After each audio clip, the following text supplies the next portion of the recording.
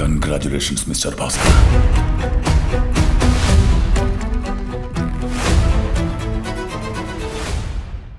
ദുൽഖർ സൽമാൻ നായകനെത്തിയ ലക്കി ഭാസ്കർ മികച്ച പ്രതികരണവും കളക്ഷനുമായി തിയേറ്ററുകളിൽ പ്രദർശനം തുടരുകയാണ്.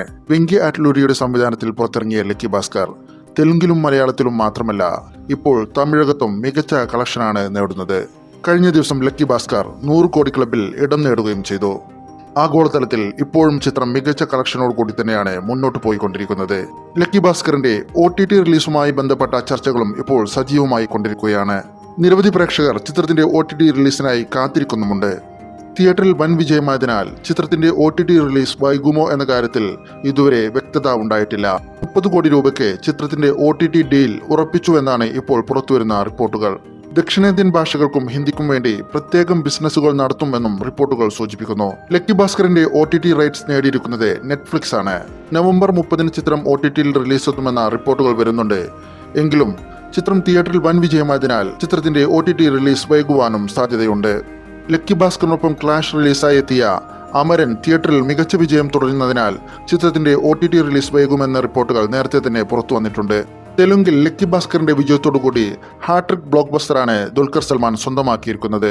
കേരളത്തിലും ഗൾഫിലും ലക്കി ഭാസ്കർ വിതരണം ചെയ്തിരിക്കുന്നത് ദുൽഖർ സൽമാന്റെ വേഫറർ ഫിലിംസ് ആണ്. കേരളത്തിലും ആഗോളതലത്തിലും വമ്പൻ പ്രേക്ഷക പ്രശംസ നേടിയും ബോക്സ് ഓഫീസ് പ്രകടനം കാഴ്ചവെച്ചുമാണ് ലക്കി ഭാസ്കർ വിജയക്കുതിപ്പ് തുടരുന്നത്.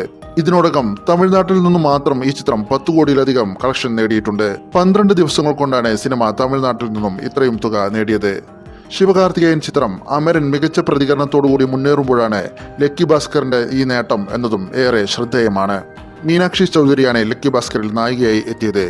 ദേശീയ അവാർഡ് ജേതാവായ സംഗീത സംവിധായകൻ GB പ്രകാശ് കുമാറാണ് ലക്കി ഭാസ്കറിന് വേണ്ടി സംഗീത സംവിധാനം ഒരുക്കിയത്. 1980-90 കാലഘട്ടങ്ങളുടെ കഥയാണ് ലക്കി ഭാസ്കർ പങ്കുവെക്കുന്നത്. ബാങ്ക് ഉദ്യോഗസ്ഥനായ ഭാസ്കർ കുമാർ എന്ന സാധാരണക്കാരനായാണ് ദുൽഖർ സൽമാൻ ചിത്രത്തിൽ പ്രത്യക്ഷപ്പെടുന്നത്.